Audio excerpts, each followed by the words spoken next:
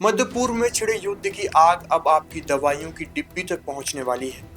अंतर्राष्ट्रीय स्तर पर मचे इस कोहराम ने फार्मास्यूटिकल सेक्टर की कमर तोड़ दी है, जिससे आने वाले दिनों में सर्दी खांसी से लेकर गंभीर बीमारियों की दवाइयां महंगी होने का खतरा मंडरा रहा है। कच्चे माल और ट्रांसपोर्टेशन के खर्च में आई भारी उछाल ने दवा कंपनियों को मजबूर कर दिया है कि वे सरकार के सामने कीमतों में बढ़ोतरी की गुहार लगाएं। विशेषज्ञों की माने तो यह संकट केवल सीमा पार का युद्ध नहीं बल्कि आम आदमी की जेब पर सीधा हमला है। पेट्रोकेमिकल्स से बनने वाले सॉल्वेंट की कीमतों में महज एक हफ्ते के भीतर 20 से 30% की तेजी आई है।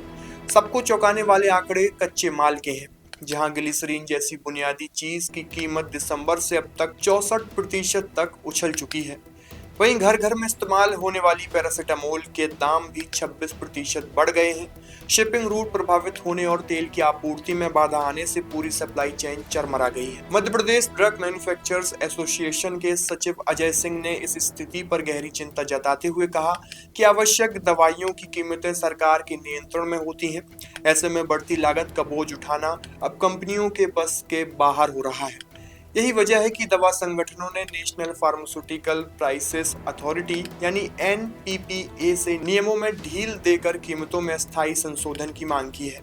कंपनियों का कहना है कि अगर सरकार ने हस्तक्षेप नहीं किया तो उत्पादन जारी रखना मुश्किल हो जाएगा। इस संकट का असर केवल भारत तक सीमित नहीं है, बल्कि संयुक्त अरब अमीरात, सऊदी अरब और ओमान जैसे देश जो भारतीय जेनेरिक दवाओं के बड़े खरीदार हैं, वहां भी हड़कंप मच सकता है। अंतर्राष्ट्रीय बाजार में भारत की साख और घरेलू बाजार में दवाओं की उपलब्धता बनाए रखने के लिए एमएसएमई निर्यातकों ने अब सरकार से फ्रेट सब्सिडी यानी परिवहन सब्सिडी की मांग तेज कर दी है।